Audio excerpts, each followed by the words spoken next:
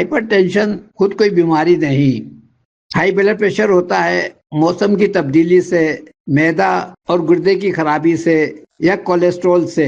موسمی حملے سے بلڈ پریشر میں عموماً گھبراہٹ، بے چینی، پریشانی اور موت کا خوف ہوتا ہے. مریض کی دماغی حالت اس قدر معاوف ہو جاتی ہے کہ وہ اپنی موت کا دن اور وقت بتانے لگتا ہے. تو اس کی پراپر دوا ہوگی ایکونائٹ نیپلس 200. چکنائی یا تلی چیزیں ہضم نہ ہوں تو ایسے بلڈ پریشر کے ساتھ سر درد، سینے میں بھاری پن یا مریض کو دل پہ درد ہو سکتا ہے. اس کی خاص دوا پلسٹیلا 30 ہے. گیسز والی چیزیں کھانے سے جو بلڈ پریشر ہوتا ہے وہ ایلوپیتھک دواؤں سے کنٹرول نہیں ہوتا، کیونکہ ایلوپیتھک طریقہ علاج گیسز کو نہیں مانتی.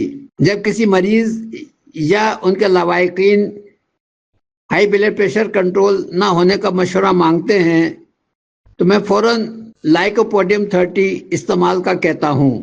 جنہیں کولیسٹرول ہو ان کا ہائی بلڈ پریشر کیلکیا کار 30 جسے کیلشیم کار بھی کہتے ہیں سے کیور ہوتا ہے، اور کولیسٹرول بھی.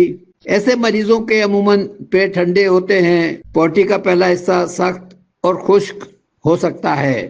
پرانے لوگ بخار کو بگڑنے نہیں دیتے تھے.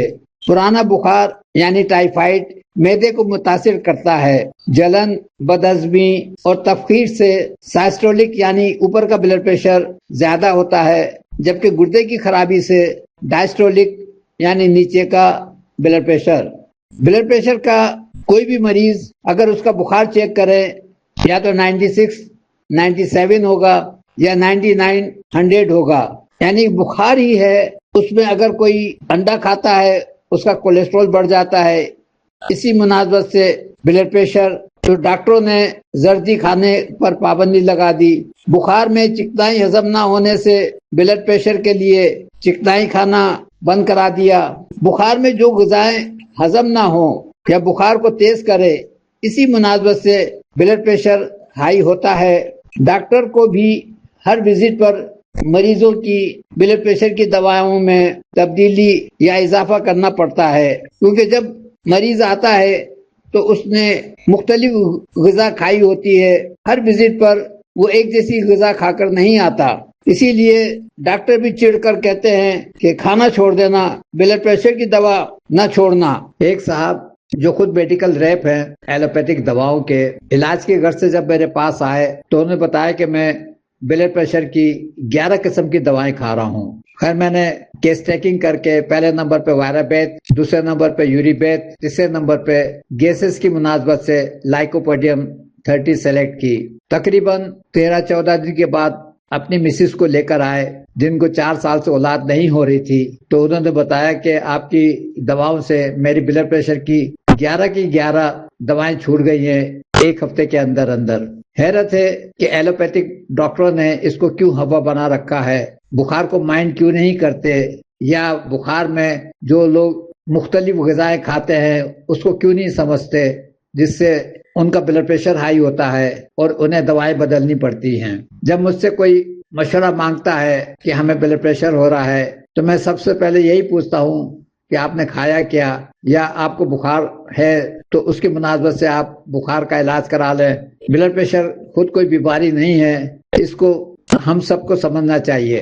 لو بلڈ پریشر خود ایک بیماری ہے جو عموماً سوڈیم کلورائڈ کی ڈیفیشنسی سے ہوتی ہے.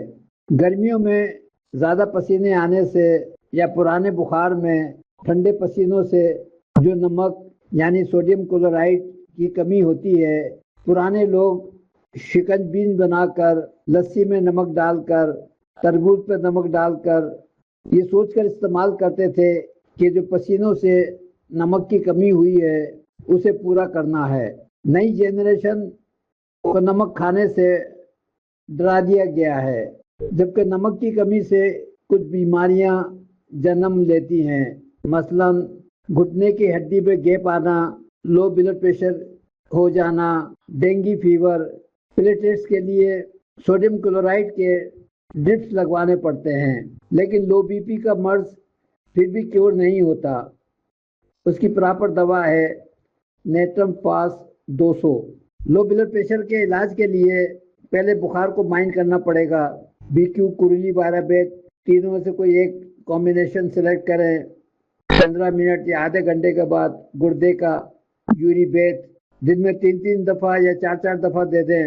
روزانہ رات کو نیٹرم فاس 200 دیتے رہیں جب تک بی پی نارمل نہ رہنے لگے.